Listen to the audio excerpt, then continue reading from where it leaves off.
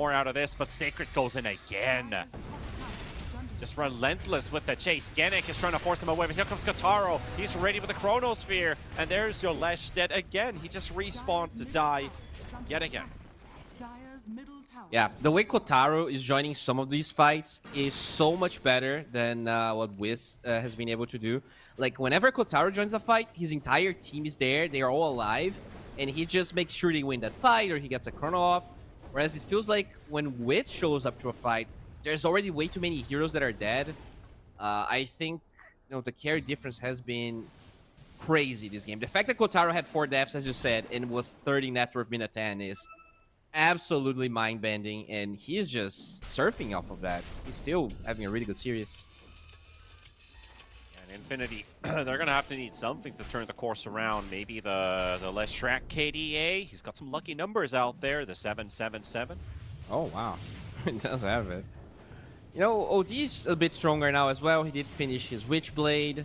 I guess the Blink is going to be finished on Oscar, and that's when we're going to see Infinity play more actively again. You do... Oh, they find Wit Stop, but Sacred didn't land the Timber Chain.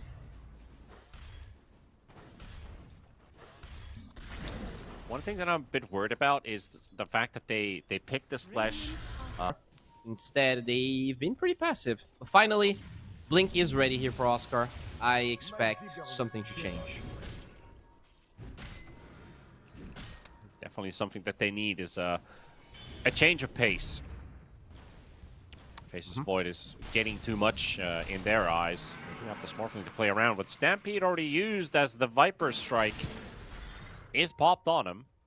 So a bit of a, get the hell out of there. Every time Oscar has died, there has been multiple heroes, so he suspects the same thing to happen again. He is teleporting top, though. What's on their mind? Yeah, I guess Roche? Maybe that Roche play? They have Manta, they have Lads. No, they just want to get it out. It's just the Blink reveal. I mean, he just used Stampede, so now they're going to have to do it the old-fashioned way. All right. And this could actually... Look at the timing. Void is also coming here to farm Ancients and farm the wave. Ooh. So perfectly placed, perfectly in time, just where they need to be, and the kill they want to get, and they're also going to get the T1 for it. So you couldn't coordinate that better. You get really lucky with it too, because he just walks into your arms, and you're like, well, we'll take it. 1k HP, and this should be the 180 turnaround. No, they're going. At least to stick around and hope to find a pickoff. We do have this Mage Layer now on Dark Mago, so a lot of that OD damage is going to be mitigated. Same for the Lash. I think even though they have Aegis on the side of Infinity, that Mage Layer makes it really tough for Infinity to take fights. Yeah. At least Invaders, they do have that deep ward. They see the Leshrac, and with the Rolling Thunder, slowed up, and that's going to reveal the ward position. Most likely, they've got PP as well. No. Might be the end of that Aegis. Able to dodge for a little bit longer, but Sacred still on the chase, and the Rolling Thunder from Dark Magoo gets stuck for a second, and there's the Aegis popping, but there's the turnaround. Centaur going up with the stun. Witz is trying to do as much as he can. Takes down Michael. Chrono coming out as well from Kotaro into the back line. Onto PP. The OD is going to fall as well. So does the Crystal Maiden.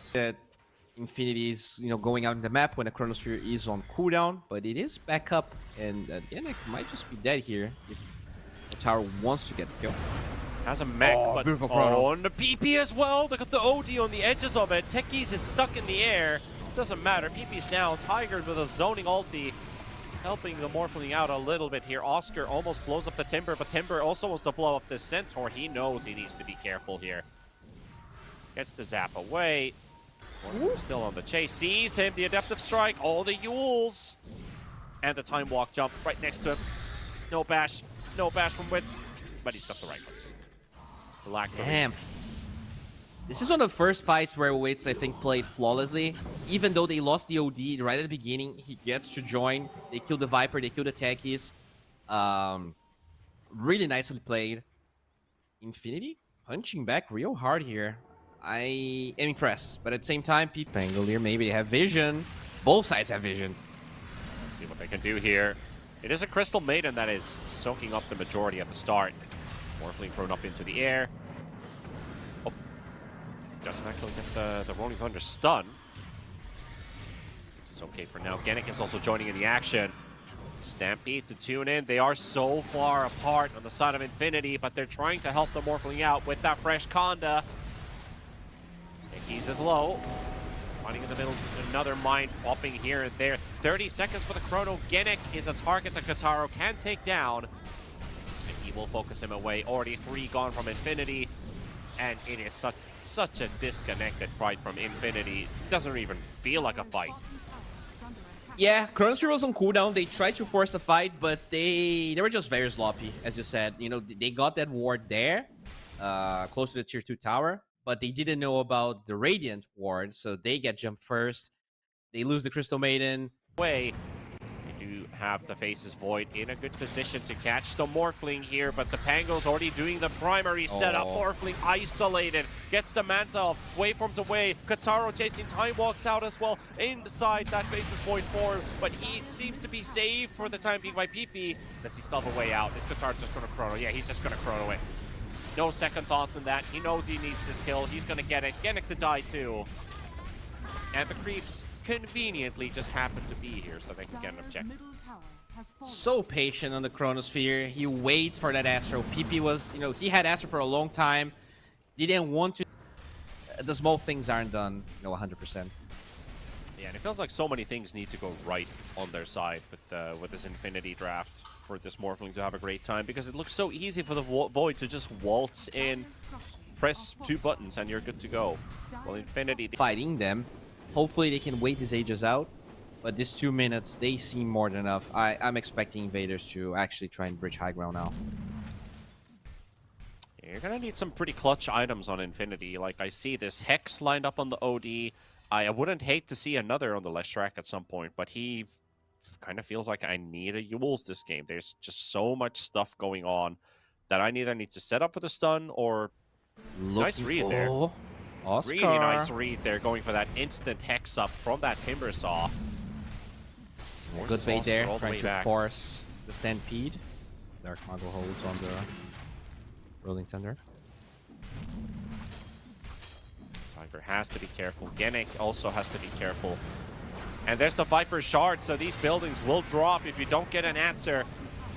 And they know the Aegis is still running, and Pango, you can see he's not even taking any damage anymore from that level 4 Edict.